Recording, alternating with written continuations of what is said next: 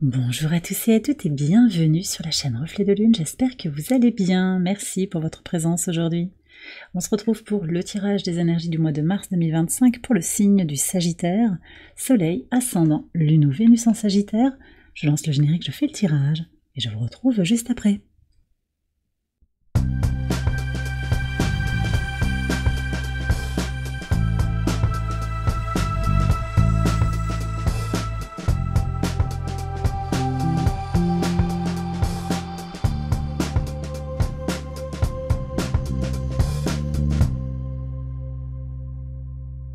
Alors on y va, les Sagittaires, pour les interprétations. Votre arcane majeur du mois de mars, c'est l'étoile qui nous parle d'opportunités, de guidance intérieure et de connexion à vos guides. On est aussi en lien avec le timing divin, les régénérations et aussi une connexion ou une reconnexion à ses espérances, une vision pour soi-même, et on va aller voir ce qu'il y a en maison 11. On va regarder les messages aussi de l'oracle. Alors vous avez le potentiel et la couleur brune qui nous parle de s'ancrer. Alors s'ancrer pour s'élever, moi je sens ça, travailler sur un alignement pour recevoir les bénédictions, recevoir cette guidance aussi, ces opportunités qui peuvent venir vers vous. Aussi il y a peut-être des choses à régénérer, on va aller voir, mais je vais démarrer par la maison 1. Alors donc je regarde le tirage maison par maison pour ce mois de mars. On commence par la maison 1 qui nous parle de votre état d'esprit, de votre vitalité.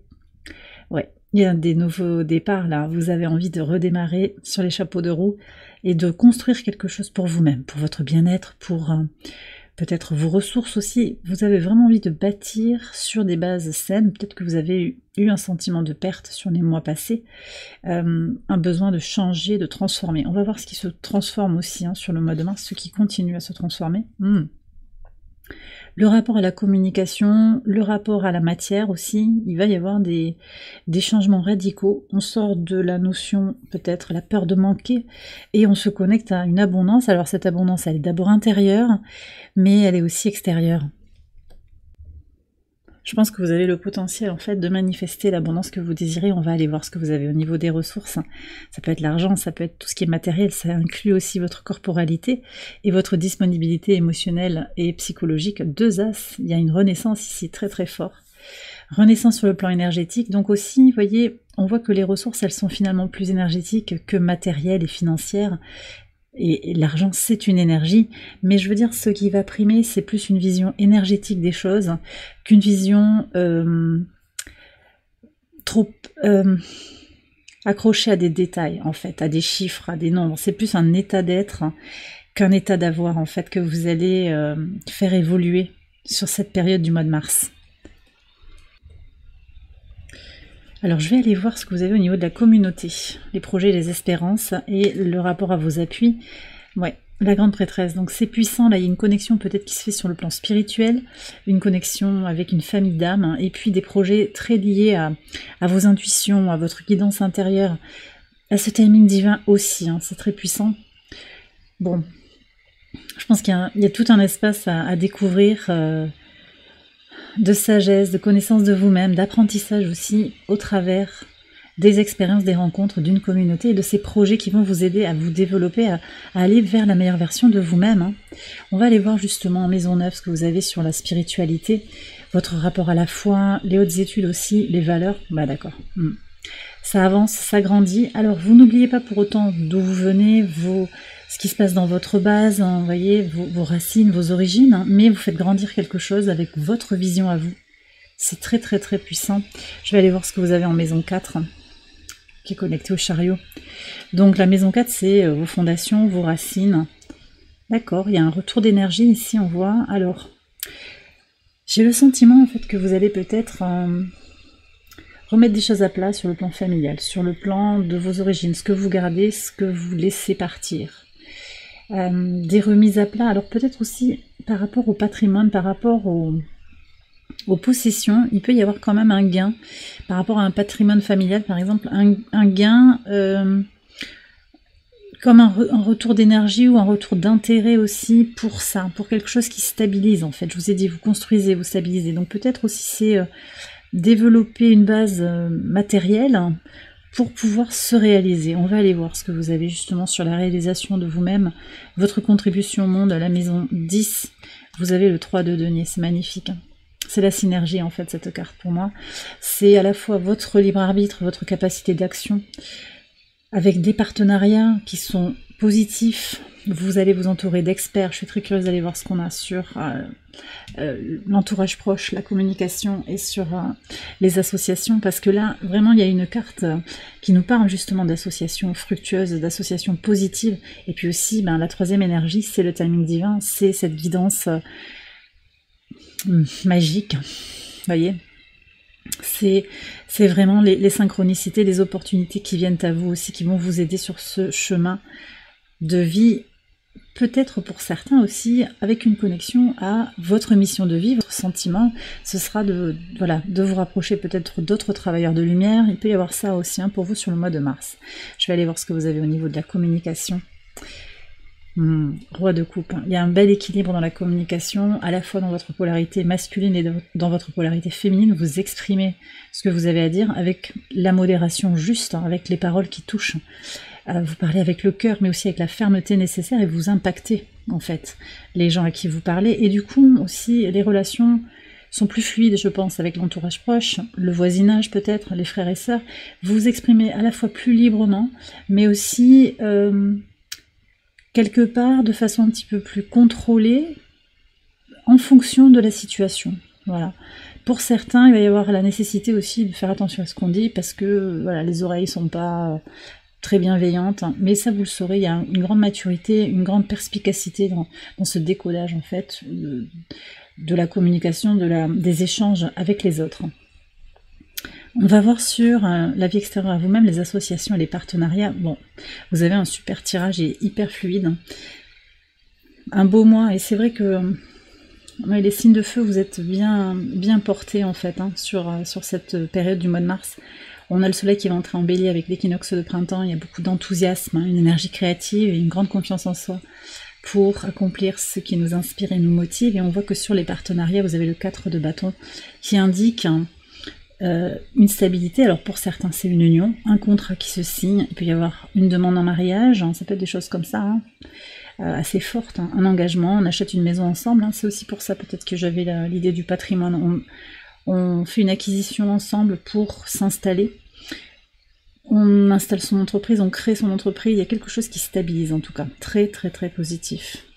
On va aller voir ce qui se passe en maison 5 sur l'enfant intérieur, la créativité, vos enfants si vous en avez. Encore un arcane majeur, et c'est un arcane positif, vous avez 2 as, 3 arcanes majeurs déjà. Très très beau tirage.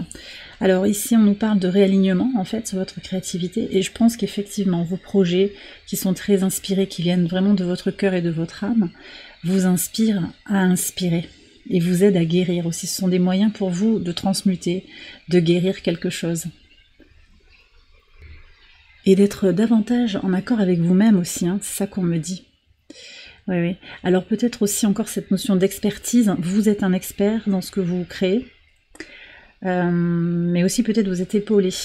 Il y a peut-être quelqu'un qui vous guide par rapport à cette créativité, mais aussi possiblement par rapport à des guérisons de l'enfant intérieur, par rapport à une peur de manquer aussi, ou une vision de l'abondance, comme je vous ai dit, peut-être avec cette idée que on va être aidé à passer d'un état d'avoir à un état d'être, d'être en conscience plus dans un état d'être, sans exclure la question financière quand même.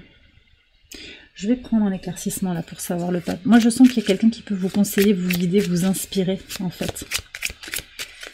Beaucoup de sagesse, et puis il y a des officialisations sur la vie sentimentale là en fait. Ça peut être un pacte, ça peut être un contrat de mariage. Qu'est-ce qui se passe ici? Alors celle-là elle veut venir, mais c'est comme si on avait quelque chose coincé entre les dents. Désolée pour l'image, mais c'est quelque chose qui chatouille un peu, qui agace. On n'arrive pas à s'en dépêtrer. Je sens ça. Ah, il y a quelque chose qui prend du temps. Alors après, j'ai peut-être des personnes qui sont en instance de divorce, et ça prend du temps. C'est possible qu'il y ait ça aussi. Parce que ça vous délesterait de quelque chose énergétiquement. Possiblement, on est sur ça. Alors, le conseil. J'ai une carte et 3 cartes, on va avoir. Ok. Faut voir. Communiquer, accélérer. Vous pouvez accélérer, même si vous sentez que c'est bloqué. Vous avez des choses à faire. Alors, ok, communiquer, mais aussi accepter que vous n'aurez peut-être pas la main sur l'autre. Hein. Peut-être il y a quelqu'un qui joue la montre un petit peu, qui retarde à dessein pour vous bloquer. Donc c'est important de vous redonner de l'amour inconditionnellement à vous-même et de vous faire appuyer, d'être conseillé aussi, d'analyser les situations clairement pour démêler le vrai du faux. Et puis de prendre patience aussi, parce que l'ermite c'est quand même une énergie de retour à soi, de reconnexion à sa vérité intérieure. Donc finalement les retards sont aussi des moments de redirection d'énergie ou d'apprentissage en fait sur vous-même. Donc profitez aussi de ce retard pour reconnaître la tension énergétique et ne pas en rester esclave aussi.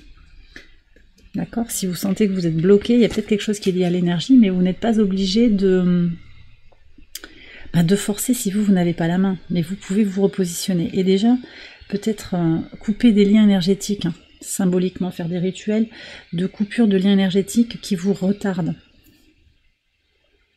Vous voyez, avec des énergies stagnantes, avec des objets qu'on a en commun, par exemple, vous voyez, toutes ces choses-là. Alors c'est peut-être par rapport à ce divorce que je ressentais, mais aussi toute autre situation liée à votre passé et qui ne vous aide pas à avancer, en fait. Parce qu'il y a une mémoire, en fait, dans les objets, énergétiquement. On va aller voir ce que vous avez sur le quotidien. Alors le quotidien, le travail, la santé, ben écoutez, bien-être, hein.